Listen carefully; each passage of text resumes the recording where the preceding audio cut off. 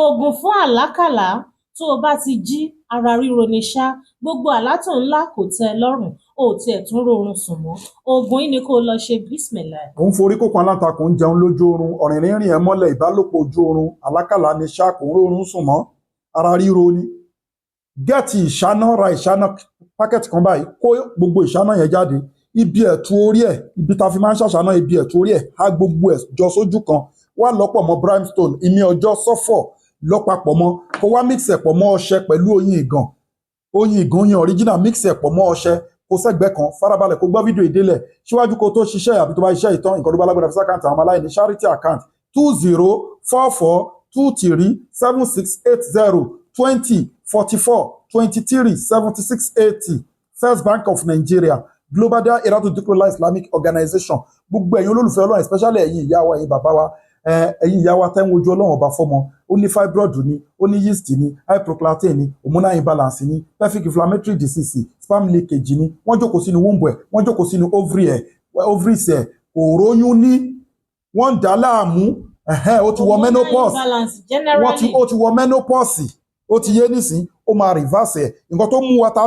tílẹ̀ òun nǹkan mọ́ tá a fagilẹ̀ sí tílẹ̀ bẹ̀rẹ̀ sí ní nǹkan aṣọ tó ti ṣáta pálárò aláṣẹ obìnrin ó ń ṣiṣẹ́ fún reverse ni àti gbogbo nǹkan láti kójọ sínú full package wa kò síbi tẹ́ wà tá àti lè deliver fún yàwá ní Abraham Adesanya Lẹ́kì Àjà Etiosa Lagos ẹ WhatsApp wa lórí +234 810 913 1425 ẹ WhatsApp wa lórí +234 810 913 1425 20 years ní tẹ́lómi tí ń wojú Ọlọ́run bá fọ́mọ kò sí nǹkan tí ò tí ì ṣe tán dánwò ó rí pé kọ́ náà ni wá try full package wa wò before period during period and after period the same thing ọkùnrin tó ní weak erection premature ejaculation low sperm count zero sperm count kò lè perform dáadáa nǹkan ọmọkùnrin ẹ̀ súnkì ó ní infection ó lóríṣiríṣi nǹkan ẹ̀jẹ̀ ń jáde nínú nǹkan ọmọkùnrin ẹ̀ àbóbìnrin náà tó pé infection ti gbẹnu tán gbogbo àwọn nǹkan bẹ́ẹ̀ yẹn ẹ contact wa wá lọ fún full package Bismillah ta'ala ẹ finú ṣoyún ẹ fẹ̀yìn gbọmọkàn fún gbogbo couples Bismillah ta'ala ẹ get àwọn package wa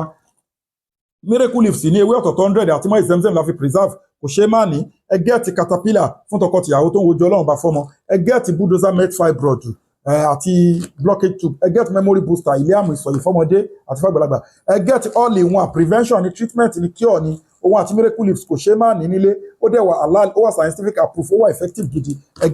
get prostate enlargement powder master fún ọkùnrin tó ní ìsétọ̀ àti bẹ́ẹ̀ bẹ́ẹ̀ lọ ẹ get transformer 1100 power fún nǹkan lọmọkùnrin láti lè perform dáadáa gbogbo ẹ̀yin customers wa ẹ rí bá ti ṣe ẹ̀rọ náà gbogbo àtẹ̀yin fans wa àdúrà yẹn àgbà both natural and spiritual problem ẹ contact Sheikh Afagba International Limited under Global Dahiratu Dhikrlahi Islamic Organization ètò àwẹ́wà tá a fi yanjú problem fáwọn èèyàn ètò àdúrà wa ètò sàárà wa àwọn àlálùpà ọ̀dà wa lóríṣiríṣi yàtọ̀ sí àwọn brand package wa Bismillah ta'ala right way lẹ́wà ẹ WhatsApp wa lórí +234 810 913 1425 ẹ WhatsApp wa lórí +234 810 913 1425 Bismillah ta'ala àdúrà yẹn àgbà kò síbi tẹ́wà tá àti lè deliver we are using the best logistic in the whole world that is DHL adeno GIG logistic customer ló máa sanwó delivery ẹ call fún full package cancer ni diabetics ni asthma ni